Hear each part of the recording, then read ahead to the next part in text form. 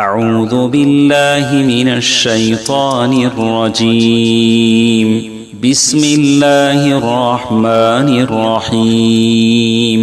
تمام تعریفیں، حمد و ثنا، بزرگی، کبریائی، بڑائی، عظمت، عزت و جلال، شان و شوکت اس اللہ رب العالمین کے لیے لائق و زیبا ہے جو اللہ رب العالمین کے ہمارا خالق ہے، مالک ہے، مدبر ہے، وہی قہار ہے، وہی وہاب ہے، اسی کی مرضی ہے، اسی کی مشیت ہے، اسی کا حکم ہے اور اسی کے ہم اطاعت کرنے والے، فرمانبرداری کرنے والے ہیں۔ درود و سلامتی ہو میرے اور آپ کے پیغمبر اسلام رحمت للعالمین، سید للمرسلین، خاتم النبیین، امام النبیین، محمد مصطفیٰ مجتبی صلی اللہ علیہ وسلم پر، جنہوں نے امت کے سامنے پاکیزہ شریعت پیش کیا۔ معزز اسلامی بھائیوں اور پردہ نشین خواتین اسلام، الحمدللہ ہم سب رب تعالیٰ کے فضل و کرم سے کل عید الاضحیٰ منائے تھے۔ اللہ کی رضامندی کے لیے ہم نے جانور قربان کیے۔ دعا ہے رب تعالیٰ سے اللہ تعالیٰ ہم سب کی قربانیوں کو قبول فرمائے۔ اللہ رب العالمین اس کا بہترین بدلہ دنیا اور آخرت میں اللہ ہم سب کو عطا فرمائے، اللہم آمین۔ محترم بھائیوں، ہم سب ایام تشریق میں ہیں۔ ایام تشریق کا مطلب ذی الحجہ کے 11، 12، 13 ان ایام کے تعلق سے اللہ کے نبی صلی اللہ علیہ وسلم نے بتایا، ایام اکل و شرب و ذبح، یہ ایام کھانے پینے کے اور ذبح کے ایام ہیں۔ مطلب یہ ہے کہ ان ایام میں روزہ رکھنا بھی جائز نہیں ہے، بلکہ اللہ کے نبی صلی اللہ علیہ وسلم نے کھانے پینے کے ایام بتایا اور کہا کہ ذبح کے بھی ایام ہیں، یعنی ذی الحجہ کی 10ویں تاریخ، 11ویں تاریخ، 12ویں تاریخ، 13ویں تاریخ، ذی الحجہ کی 13ویں تاریخ کے غروب شمس سے پہلے تک آدمی قربانی کر سکتا ہے، اس کی قربانی بالکل بھی قبول کی جائے گی۔ یہ کہنا سراسر جہالت ہے، غلط ہے کہ صرف ایک دن ہی قربانی کرنی ہے، جیسا کہ آج کل اللہ ہدایت دے ایسے لوگوں کو جو عقل کی بنیاد پر شریعت کو سمجھنے والے، عقل کی بنیاد پر شریعت کو توازن کرنے والے، ایسے لوگوں کو اللہ ہدایت دے۔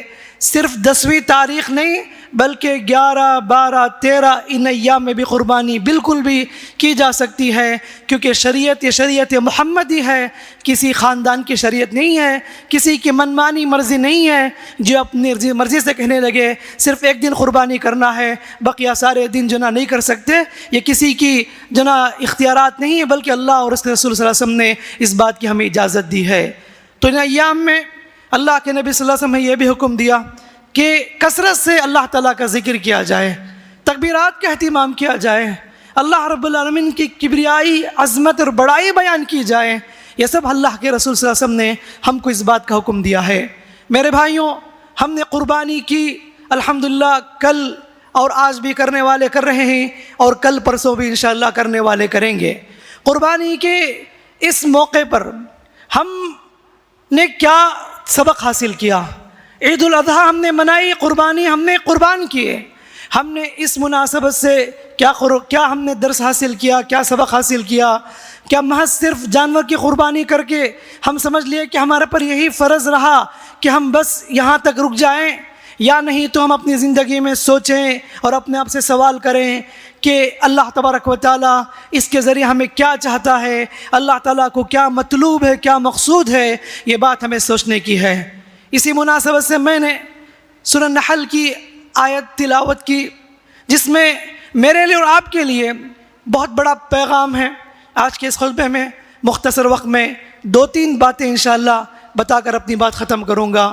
میرے بھائیوں، جیسا کہ آپ جانتے ہیں، یہ قربانی ہو یا فرید حج بیت اللہ ہو، ابراہیم علیہ السلام اور آل ابراہیم کی زندگی سے ان کا بڑا گہرا تعلق ہے، اور یاد دہانی ہے کہ اللہ کی رضا پانے کے لیے، اللہ کی خوشنودی کے لیے سبحان اللہ کیا کیا قربانیاں ابراہیم اور آل ابراہیم علیہ السلام نے دی تھی۔ اللہ کی رضامندی پانے کے لیے ایک ذبح کرنے کے لیے تیار ہو گیا، اور اللہ کی رضا پانے کے لیے ایک ذبح ہونے کے لیے تیار ہو گیا۔ میرے بھائیوں، ہم صرف جانور ذبح کر کے یہ سمجھ لیں کہ حق ادا ہوا، بلکہ اس سے یہ پیغام ہمیں حاصل کرنا ہے کہ اللہ کی رضامندی، اللہ کی خوشنودی پانے کے لیے اپنے آپ کو قربان کرنا پڑے گا، اپنے نفس کو قربان کرنا پڑے گا، اپنی خواہشات کی قربانی دینی پڑے گی۔ یہی کام ابراہیم علیہ السلام اور اسماعیل علیہ السلام اور آل ابراہیم نے یہ کیے تھے۔ یہ بتایا دنیا والوں کو کہ اللہ کی رضامندی پانے کے لیے، اللہ کی خوشنودی پانے کے لیے سب کچھ بھی قربان کر دے۔ یاد رکھیں اس کی قیمت نہیں بن سکتی، جان دی تو اسی کی تھی، حق تو یہ ہے کہ حق ادا نہ ہوا۔ میرے بھائیوں، اس موقع پر مجھے اور آپ کو یہ پیغام یہ حاصل کرنا ہے، یہ سبق لینا ہے کہ میرے اور آپ کی زندگی کا مقصد رب کی رضامندی ہے، رب کی خوشنودی ہے، اللہ راضی ہو جائے، اللہ کے نزدیک ہمارے اعمال مقبول ہو جائے، یہ اصل مقصود ہے۔ ابراہیم علیہ السلام کو یہ مقام اور مرتبہ ایسے ہی نہیں ملا، بلکہ زندگی بھر انہوں نے رب کی رضامندی طلب کی، رب کی رضامندی حاصل کرنے کی پوری کوشش کی۔ یہی وجہ ہے کہ اللہ تعالیٰ نے انہیں خلیل اللہ کا لقب دیا، واتخذ اللہ ابراہیم خلیلا، کہ اللہ نے ابراہیم کو خلیل بنایا۔ تو میرے بھائیوں، آج مجھے اور آپ کو جانور ذبح کرتے ہوئے، جانور ذبح کر کے ہمیں یہ اقرار کرتے ہیں اللہ تعالیٰ سے، اے رب تعالیٰ، ہم تیری رضا پانے کے لیے، تیری خوشنودی پانے کے لیے، تجھے راضی کرنے کے لیے ہم ہر چیز کو قربان کرنے کے لیے تیار ہیں، اپنی نفسانی خواہشات کو کچلنے کے لیے تیار ہیں، آبا و اجداد کے رسم و رواج کو ختم کرنے کے لیے تیار ہیں، قرآن و سنت کے سامنے اپنی رائے کو، اپنی بات کو قربان کرنے کے لیے تیار ہیں، اور سب کچھ اللہ کے لیے کرنے کے لیے تیار ہیں۔ یہ اقرار کرتے ہیں، ان صلاتی ونسکی ومحیای ومماتی للہ رب العالمین، میری نماز، میری قربانی، میرا جینا مرنا سب اس اللہ کے لیے ہے جو سارے جہاں کا پروردگار ہے۔ یہ اقرار اپنانا ہے۔ آپ اس فلسفے کو، اس بات کو سمجھ لیں گے کہ زندگی کا مقصد رب کی رضامندی، خوشنودی ہے، واللہ کہتا ہوں کہ آپ کامیاب ہیں، آپ کامیاب ہیں۔ اللہ کے نزدیک آپ بہت عظیم اجر سے نوازے جائیں گے۔ اللہ رب العالمین آپ کے زندگی کے بڑے مسئلے حل کر دے گا۔ تکلیف میں پڑھ کر بھی آپ کبھی بھی، ہرگز بھی، ایک سیکنڈ کے لیے بھی مایوسی کا شکار نہیں ہوں گے۔ اللہ رب العالمین آپ کی زندگی کو خوشحال زندگی، خیر کی زندگی، امن کی زندگی، سکون کی زندگی، راحت کی زندگی عطا کرے گا۔ یہ ہم سب کچھ سمجھنا ہے۔ میرے بھائیوں، اسی مناسبت سے یہ آیت جو پڑھی گئی شروع میں، وجاہدوا فی اللہ حق جہادی، کہ اللہ کے راستے میں انت تک کوشش کرو، محنتیں کرو، مشقتیں کرو۔ معمولی سی عبادت، ہلکی پھلکی دین سے تعلق یہ رب کو منظور نہیں ہے، بلکہ دنیا میں آئے ہیں تو کچھ کر کے جاؤ، دنیا میں آئے ہیں تمہاری زندگی رب کی رضامندی کے لیے ہونی چاہیے۔ ایسے کام کرو کہ ہمارے جانے کے بعد یہ کہیں اللہ اکبر، سبحان اللہ، فلاں شخص تھا جس نے خیر کے کام کیے اللہ کی رضا کے لیے، اللہ بھی راضی ہو اور لوگوں کا بھلا ہو، فائدہ ہو، ایسی زندگی گزارنا ہے۔ آج ہم ابراہیم علیہ السلام کو اور ان کے گھر والوں کو یاد رکھتے ہیں، اللہ قیامت تک آنے والی نسلوں میں ان کی یاد کو باقی رکھے گا۔ یہ ان کے کارنامے تھے، زندگی میں انہوں نے انت تک محنت کی کوشش کی، اللہ کے راستے میں انہوں نے سب کچھ لٹایا، قربان کیا۔ اللہ تعالی ہم سے بھی یہی چاہتا ہے، وجاہدوا فی اللہ حق جہادی، اللہ کے راستے میں محنت کرو، کوشش کرو، انت تک محنت کرو، جیسے کہ محنت کرنے کا حق ہے۔ هو اجتباکم، اس اللہ نے تم کو چن لیا، اے امت محمدیہ، اس اللہ نے تم کو سلیکٹ کر لیا، تم معزز محترم امت ہو۔ هو اجتباکم وما جعل علیکم فی الدین من حرج، اس نے تمہارے دین میں کوئی تنگی نہیں رکھی، کوئی جھجک، کوئی سختی نہیں رکھی، یہ دین بہت آسان ہے۔ ملت ابیکم ابراہیم، حکم ہوا اے امت محمدیہ اپنے باپ ابراہیم کی ملت کی پیروی کرو، ملت ابراہیمی کی پیروی۔ قرآن نے جگہ جگہ اس کا ذکر کیا اور اپنانے کا حکم دیا۔ ملت ابراہیم یعنی اللہ کی خوشنودی کے لیے سب کچھ قربان کر دینا، ملت ابراہیم عقید توحید کے لیے سب کچھ قربان کر دینا، ملت ابراہیم شرک کے خلاف آواز اٹھانا، شرک کے خلاف نعرے لگانا، شرک کو نیست و نابود کرنا، یہ ہے ملت ابراہیم۔ ملت ابراہیم اللہ کی مرضی کے لیے بی بچوں کی، رشتہ داروں کی، خاندان کی ساری محبت کو قربان کرنا اللہ کی محبت پانے کے لیے۔ ملت ابیکم ابراہیم، اللہ رب العالمین نے ملت ابراہیمی کا پیروی کا ہم کو حکم دیا ہے۔ بتانا مقصود یہ ہے کہ ہم اس مناسبت سے ایک عظیم پیغام رب کی خوشنودی حاصل کرنا ہے تو اس راستے میں بہت سی محنتیں مشقتیں اٹھانی پڑے گی، تکلیفیں جھیلنی پڑے گی، اور یہی تکلیفیں مشقتیں ابراہیم خلیل اللہ اور ان کے گھر والوں نے اٹھائی تھی، اللہ کے نزدیک بہت ہی عظیم ہستی قرار پائے۔ علامہ ابن قیم رحمۃ اللہ علیہ اپنے دور کے لوگوں کو جو کہ بیکار کے کاموں میں دین سے کٹ کر، دین سے دور ہو کر، دین سے ہلکی پھلکی تعلق رکھنے والوں سے خطاب کر کے کہتے ہیں، اے لوگوں تم کہاں جا رہے ہو، تمہارا راستہ کدھر جائے، تم کس راستے پر ہو؟ یاد رکھو کہ تم مسلمان ہو، مومن ہو، تمہیں تو اس راستے پر آنا چاہیے جس راستے پر آدم علیہ السلام کو تھکنا پڑا، یہ وہ راستہ ہے جس راستے پر نوح علیہ السلام کو رونا پڑا، یہ وہ راستہ ہے جس میں ابراہیم علیہ السلام کو نار نمرود کا سامنا کرنا پڑا، یہ وہ راستہ ہے جس راستے میں اسماعیل علیہ السلام کو ذبح ہونا پڑا، یہ وہ راستہ ہے جس میں زکریا علیہ السلام کو لکڑی کی طرح آرے سے چیر دیا گیا، یہ وہ راستہ ہے جس میں یحییٰ علیہ السلام کو یحییٰ علیہ السلام کو جان گوانی پڑی، یہ وہ راستہ ہے جس میں یوسف علیہ السلام چند درہموں کے بدلے مصر کے بازار میں بیچ دیے گئے، یہ وہ راستہ ہے جس میں داؤد علیہ السلام کو رونا پڑا، یہ وہ راستہ ہے جس میں محمد صلی اللہ علیہ وسلم کو بہت ساری تکلیفیں، مشقتیں، آزمائشوں کو جھیلنی پڑی، اور کہا کہ تم کس راستے پر ہو، تم اپنے زندگی کے مقصد کو نہیں سمجھ رہے ہو، تم تو کھیل کود تماشے میں بیکار کے کاموں میں مشغول ہو۔ تو گویا کہ اس دور کے لوگوں کو للکار رہے ہیں کہ تم اللہ تبارک و تعالیٰ کے لیے کچھ کر کے جاؤ، دین کے لیے کچھ کر کے جاؤ، خیر کے کام کر کے جاؤ، زندگی کے مقصد کو پہچانو۔ میرے بھائیوں، آج مجھے اور آپ کو اپنی زندگی کے مقصد کو پہچاننا ہے۔ جو آدمی زندگی کے مقصد کو پہچانے گا وہ اللہ کے لیے جیے گا، اللہ کے لیے سب کچھ کرے گا، ایسے بیکار کے کام، بیکار کے جو ہمارے پاس مشغولیات ہیں وہ نہیں رہے گی۔ حقیقت میں اگر ہم نے اللہ تعالیٰ کو پہچانا ہوتا، حقیقت میں دین پر چلنا اور دین پر عمل کرنا سیکھا ہوتا، یہ آج ہماری زندگی میں بیکار کی مصروفیتیں ہیں وہ سب ختم ہو جاتی۔ آج کے اس ماحول میں مجھے اور آپ کو میرے بھائیوں دین سے جڑنا ہے، اللہ سے قریب ہونا ہے۔ جیسے ابراہیم علیہ السلام اللہ سے رشتے مضبوط کیے تھے، مجھے اور آپ کو بھی اللہ سے رشتہ مضبوط کرنا ہے۔ ہم اللہ سے دور ہیں، نمازوں سے دور ہیں، عبادت سے دور ہیں، اللہ سے کٹ چکے ہیں۔ آج اگر ہم اللہ سے جڑیں گے، دنیا کی طاقتیں ہماری کچھ بھی بگاڑ نہیں سکتی، یہ باطل قوتیں، باطل طاقتیں ہمیں ڈرا نہیں سکتی، کچھ بھی بگاڑ نہیں سکتی۔ شرط یہ ہے کہ ہم وہ ایمان پیدا کریں جو ابراہیم علیہ السلام کا ایمان تھا۔ ان ابراہیم کان امتاً قانتا، ابراہیم کی حیثیت ایک امت کی حیثیت تھی۔ ساری امت کی عقیدہ ایک طرف، ابراہیم کا عقیدہ ایک طرف، ساری امت کا جذبہ ایک طرف، ابراہیم کا جذبہ ایک طرف۔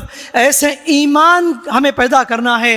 یہی عید الاضحیٰ ہمیں بتاتا ہے، یہ عید قرباں ہم لوگوں کو یہ بات سمجھاتی ہے کہ تم اپنی زندگی کو پہچان کر اللہ کی رضامندی کے لیے جیو، اللہ کی خوشنودی کے لیے جیو، اور صرف محض جانور کی قربانی کر دے کر یہ سمجھنا کہ ہم نے ذمہ داری ادا کر دی، نہیں، بلکہ آگے کی زندگی رب کی بندگی، رب کی رضامندی، خوشنودی پانے کے لیے انت تک محنت کرو، کوشش کرو، اور کوشش یہ کرو کہ جو کچھ بچی کچھ زندگی ہے، جب تک جسم میں سانس باقی ہے، میں اللہ کو راضی کرنے کے لیے جیوں گا، اللہ کی خوشنودی حاصل کرنے کے لیے جیوں گا۔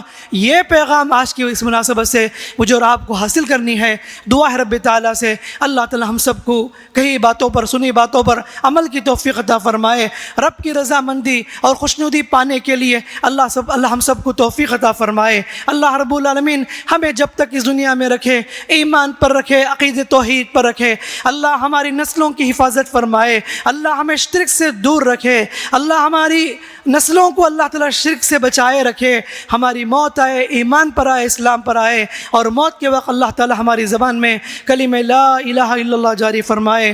اللہم آمین۔ بارک اللہ لنا ولکم فی القرآن الحکیم ونفعنا وإياكم بالآیات والذکر الحکیم انہ تعالی جواد کریم ملک برحیم رب حلیم۔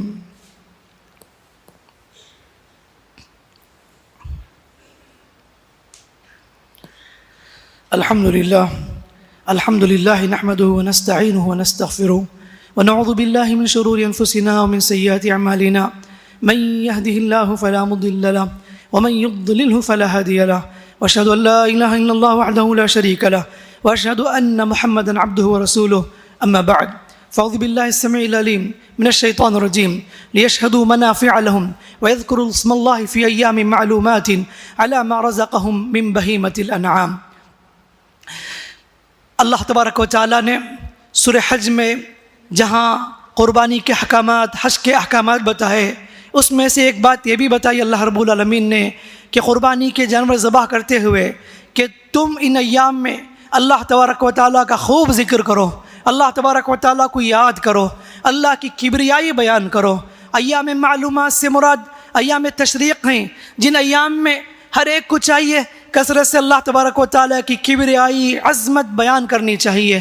اللہ اکبر اللہ اکبر اللہ اکبر لا الہ الا اللہ واللہ اکبر اللہ اکبر کبیرا والحمد للہ کثیرا وسبحان اللہ بکرۃ واصیلا.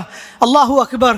میرے بھائیوں، اللہ کی عظمت اور کبریائی کی کیا کہیں. اللہ اکبر کے معنی مفہوم اگر سمجھ جائیں گے، ہم زندگی میں کبھی بھی اللہ تبارک و تعالیٰ کے ساتھ ذرہ برابر بھی شرک نہیں کریں گے. اللہ کی ذات وہ ذات ہے، اتنی بڑی ذات ہے، اتنی بڑی ہستی ہے. یہ کائنات کیا، یہ ملکی وے، یہ گیلیکسی، ساتوں آسمان، ایک آسمان سے دوسرے آسمان جانے کے لیے 50,000 سال لگتے ہیں. یہ اتنے لمبے طویل سفر، ساتوں آسمان 3,500 کے قریب، سبحان اللہ، اتنی لمبی مسافت.